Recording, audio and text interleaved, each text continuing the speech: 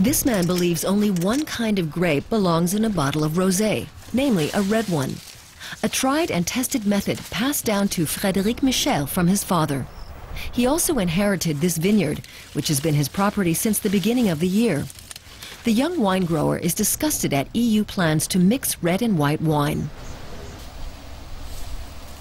We produce the traditional rosé and no one else. The rest just isn't the real thing. It's just white and red wine blended together to make a color that imitates that of our rosé. This man is also involved in the process of producing a top-quality rosé. Emmanuel Bonnier tells the wine grower when the grapes are ready for harvest. This particular wine recently won a silver medal. Today, the wine expert shows us just how easy it is to blend a rosé. Using this method, any wine grower can produce rosé-colored wine at any time.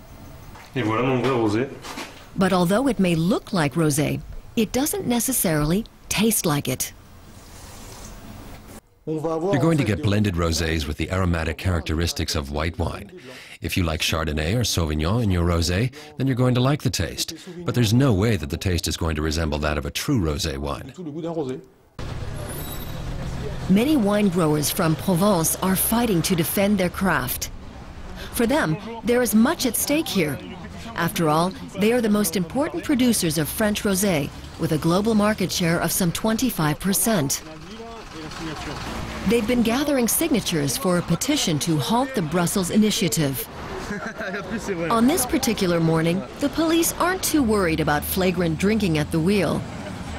The French sympathize with the wine growers on this matter. I think it's absolutely terrible what they're planning to do with us. I don't want them messing around with our wines. Regional identity should be maintained. Many people here believe that the big beverage concerns have lobbied for the plan to relax production processes for rosé. We've invested a great deal over the last 30 to 40 years in producing a good quality rosé.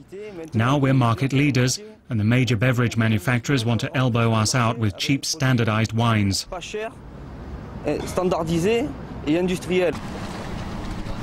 In nearby Saint-Tropez, rosé is a popular tipple all year round.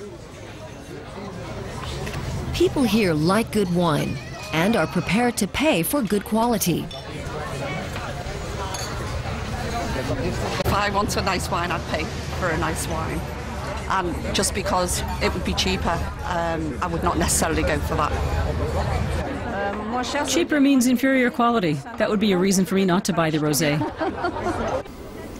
In a bid to diffuse the conflict with wine growers, Brussels initially proposed a compromise, which would allow French producers to name their wine traditional rosé in future. But the wine growers say this isn't enough, and fear that such a label may only serve to confuse customers. Losing customers means losing money and eventually being forced out of a business. Then I would have to stop producing wine and move somewhere else.